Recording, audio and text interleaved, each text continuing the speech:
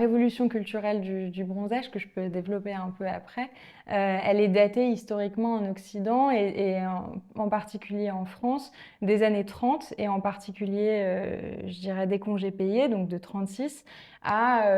au début de la ringardisation du bronzage, c'est-à-dire les années 90-2000. Et pendant cette tranche, qui est en fait dans l'histoire de l'humanité une tranche très courte, le bronzage a eu une forme de hype, mais qui s'explique pas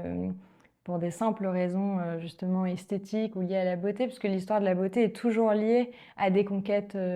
sociales, sociologiques, sociétales, politiques, et donc revêtent, à mon avis, une dimension beaucoup plus large, universelle, et qui a trait à des questions philosophiques,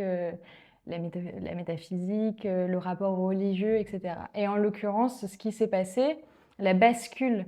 qui a eu lieu autour des années 30, c'est qu'avant, les sociétés occidentales étaient quand même régies par un imaginaire chrétien,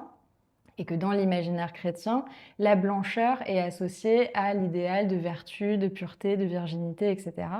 Et donc, il y a un peu deux choses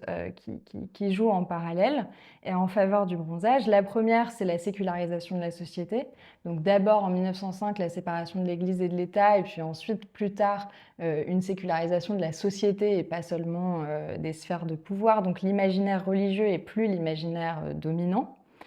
Et aussi, avec les conquêtes sociales et notamment les congés payés, les vacances deviennent une revendication vraiment socio-économique forte.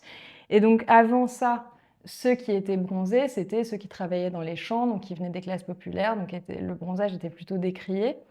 Et d'un coup, celui qui est bronzé, c'est l'ouvrier qui a la chance d'aller en vacances parce qu'il a conquis ce droit à la paresse